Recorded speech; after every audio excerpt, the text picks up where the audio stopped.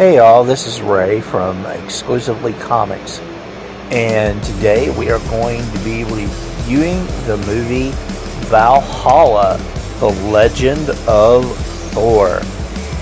Another Thor movie that I'm reviewing. I know it seems like I'm reviewing a lot, but you know, I'm sort of caught up in this Norse mythology right now, and in the character of Thor, and watching basically all the movies that I can on him, simply because I'm developing 2 or 3 screenplays right now off the character, off the mythological character of Thor. Now, this is a more decent movie. It's released in 2019. It has a good story. I would say that this is a movie that you can take your children to go see, and it is better mythologically based than probably any of the other representations of Thor, and I enjoy it for that reason. I mean, of course, there's things that is a little bit off on it. It's a foreign film, and but it is very well done.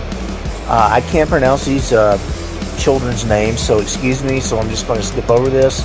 So I'm just going to tell you the summary of it. It's the Viking children. These 2 Viking children, a boy and a girl, embark on an adventurous journey from Midgard to Valhalla with the gods, Thor and Loki. Life in Valhalla, however, turns out to be threatened by the dreaded Fenrir, the wolf, and the gods' barbaric arch-enemies, the Jotnar. Side by side with the gods, the 2 children must fight to save Valhalla from the end of the world, or Ragnarok. So, yeah, that's pretty much the gist of the story. And I'll go ahead and, this is spoiler alerts, but please go and watch this movie. Roland Mahler plays Thor, and there are various other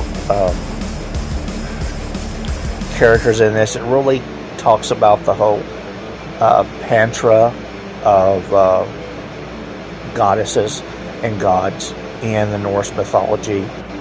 We have Loki, and Odin is represented here. It looks more like an old wizard rather than, that's how he's sort of portrayed in this, instead of per se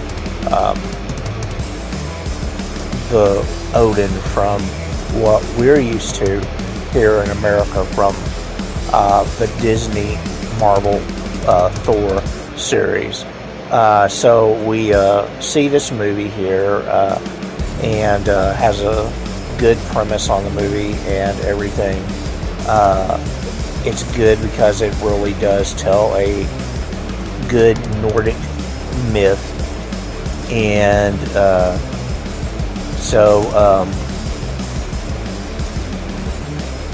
but it didn't really do very well at the box office, probably because it wasn't promoted that much. I mean, this is a movie that I feel that Disney should have picked up, because I know it doesn't really go against their whole Marvel universe, but it's really, I think, could be told from a child's point of view. But so we get this story about this poor family on Midgard, and really it tells about the perspective of how the Norse gods viewed mortals.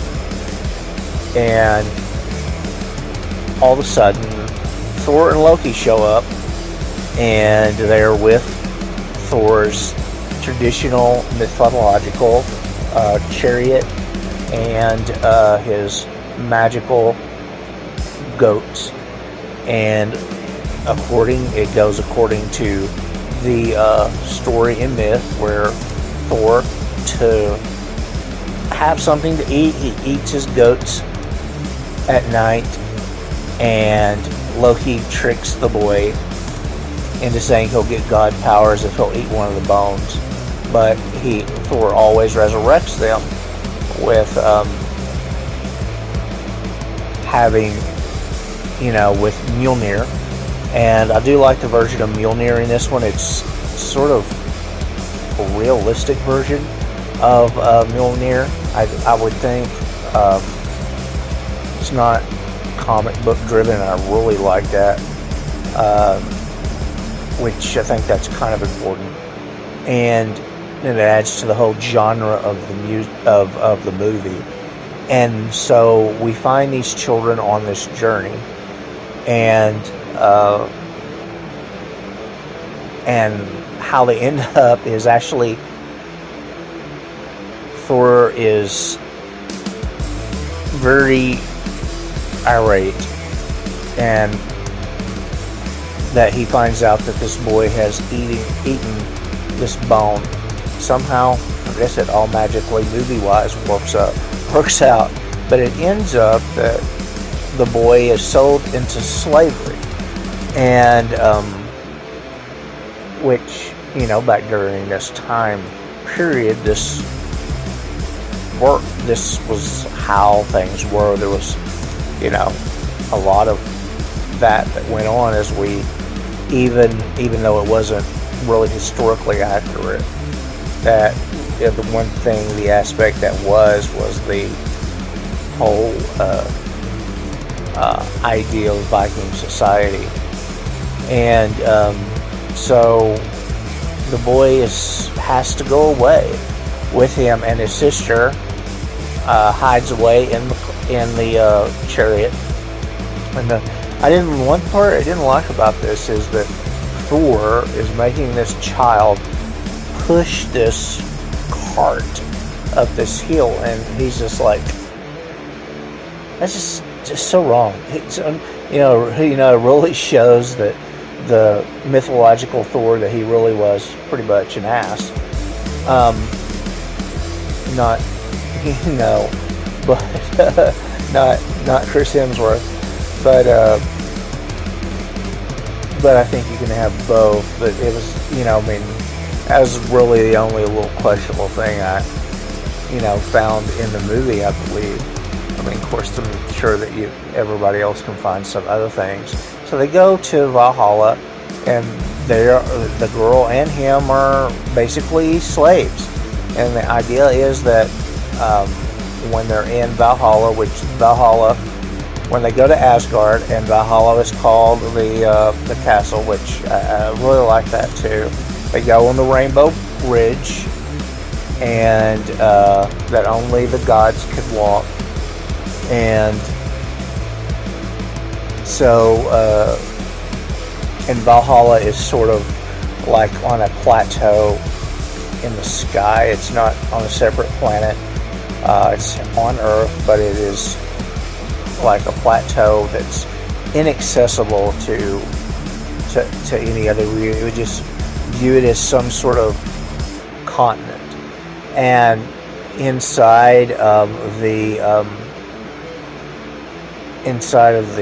Valhalla, they meet a young giant, a Mjolnir, and they befriend him. He's sort of a mute, and he takes a liking to the girl, and it's just real. It's kind of innocent storytelling, and they get tired of living there, and they find a way to escape. And this girl is supposed to be possibly a reincarnation of called the Child of Light. And so they find their way outside of a way to escape through the gates of Valhalla. They're giving some sort of assistance, and it's like Frigga, I believe it was Frigga, give some sort of assistance to them to be able to escape, because they have to fulfill their destiny, and they want to go back home, but they find they can't because they don't have the ability to call for the Rainbow Bridge, and so they're stuck there. And so they play out in the woods for a while, and they sort of lose their way with each other. The boy wants to go back and everything, and he ends up going and being captured by the Mjolnir, who sort of, kind of make him be to where, he can enter trance. And this girl, finds her way to become more of a child of light. It shows that their issue in Asgard is that Fenrir is on the loose. He's this giant, huge wolf. They did a good job, very good CGI in making this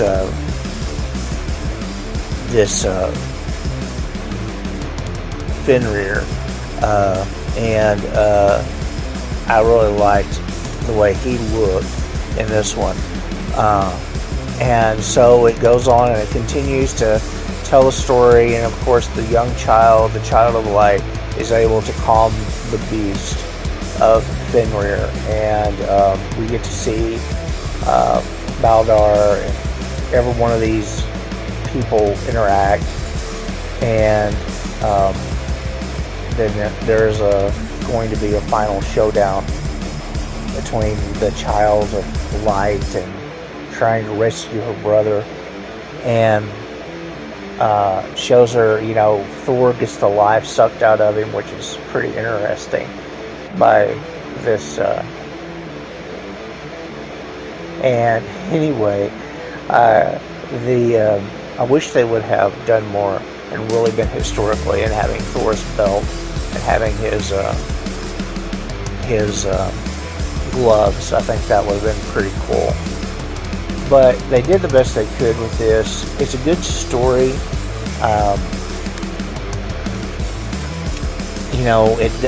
The girl ends up being the hero in this. And then they finally decide, and they go back to live on Earth, and that's pretty much the gist of the story. The budget, I don't know exactly how to translate this to dollars, was $34 million, and it grossed worldwide 70,000, which is terrible. I think it could have done a lot better if really a major company would have picked this up, and so it would have been nice. The director did a good job, and it tells a good story. I recommend this movie. It does a good job in really, as I said, capturing the essence of the mythological Thor. I wish that in appearance-wise, they would have went all out on this and did this, but they did not do it. But they did what they could do, supposedly, and worked with the budget that they worked with. I'm not sure what the translations. This was supposedly a remake of the 1986 movie Valhalla, and I might need to check that movie out next. It was released in Denmark. Countries of origin was Denmark, Norway, Sweden, and Iceland. It was, it was in Danish and in English, and it was a decent film. I recommend it, and I think everyone would. I did rent this movie. I really didn't tell much of a story about Loki.